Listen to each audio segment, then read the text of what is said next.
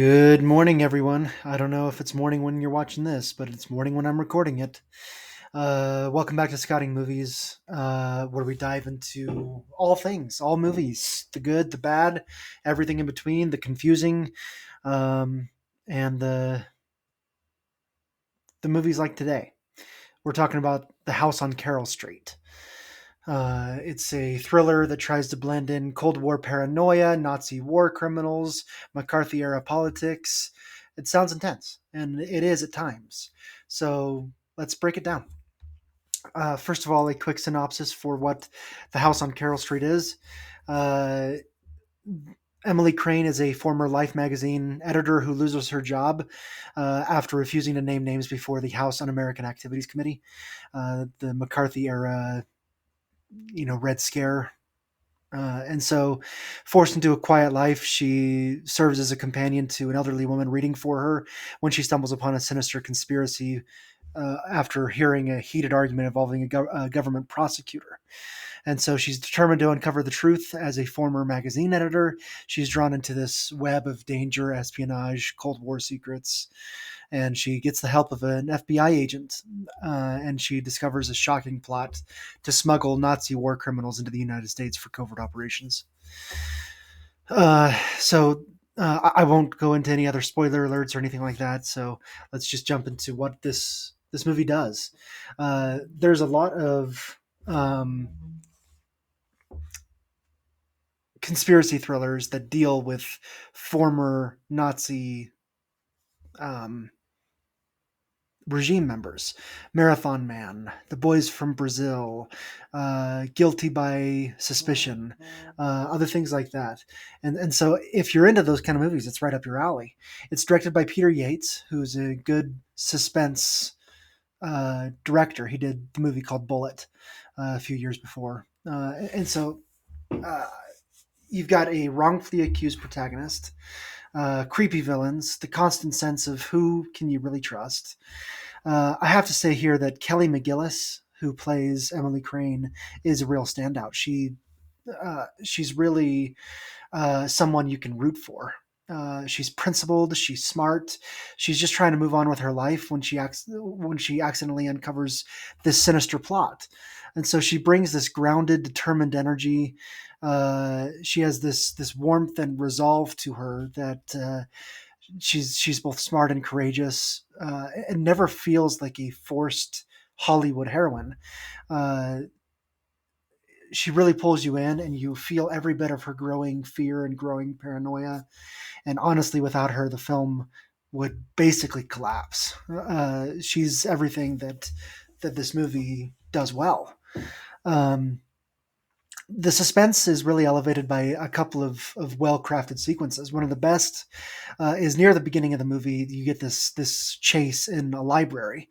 If you think silent era thriller vibes, a lot of suspense, really clever direction, and between the stacks of the library books, between Emily, one of the guys she's running with to get information from, and the bad guys that are trying to chase them down and stop them from uncovering any kind of secrets. And so it's a really nice, suspenseful chase sequence.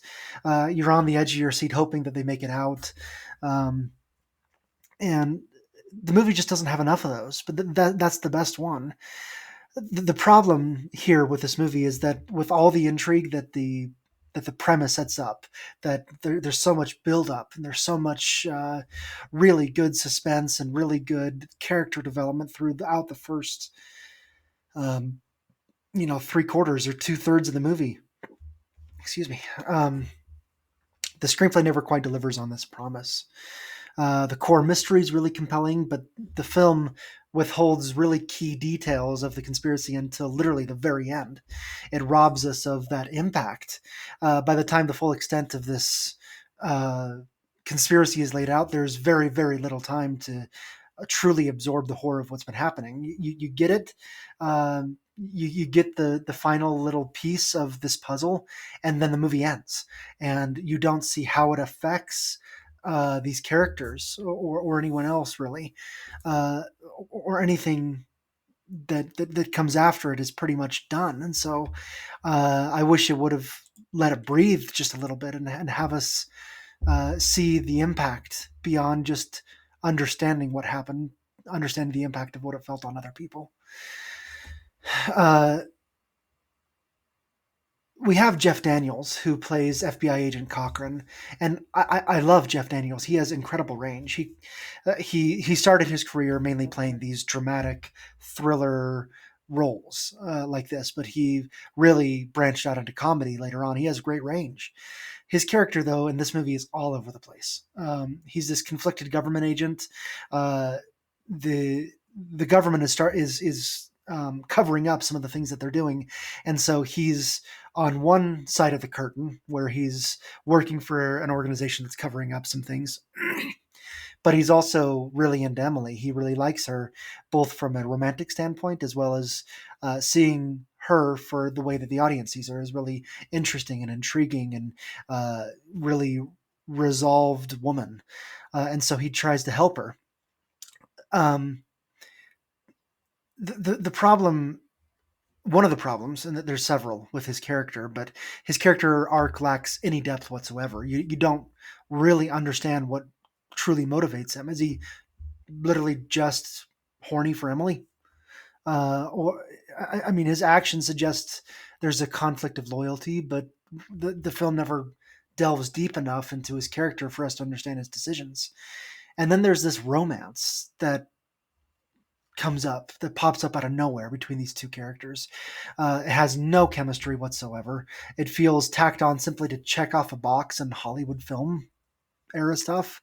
There's no emotional buildup. There's no reason for them to suddenly fall into each other's arms when things are happening that's suspenseful and all of that. The I don't know. It's just like the filmmakers thought. Well, we need a love scene somewhere in here.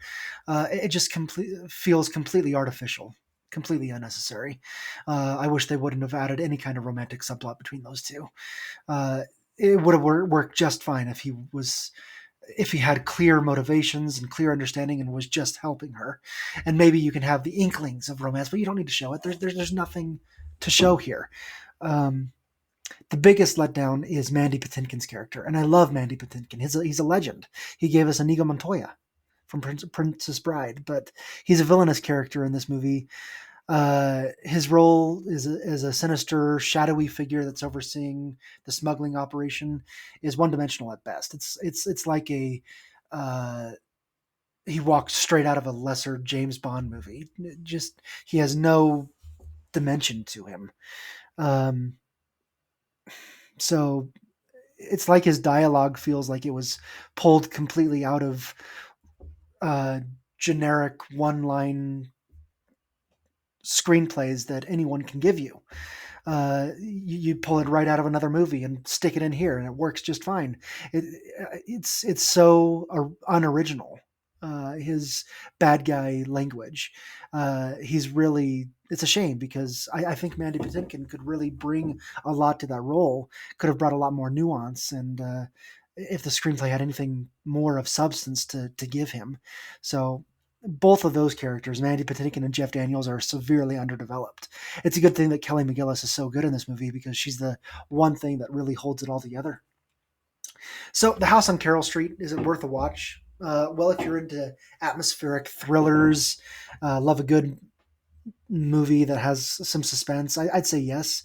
Kelly McGillis really carries the whole thing. Peter Yates knows how to build some tension.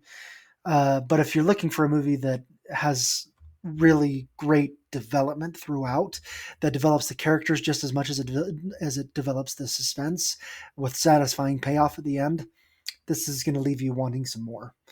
So what's the rating that I would give to The House on Carroll Street? Again, it builds really well throughout, but then it really suffers on character development. It really suffers in the end. So I would give it a C. I think it really could have been a lot better. That's it for Scotty Movies this week, today. Sorry, I have another podcast that's weekly. This is more of a daily thing. Let me know in the comments if you've seen this movie and if you agree with me or disagree with me. Let me know if I should review any other movie that you want to hear my take on. And until then, I will talk to you later.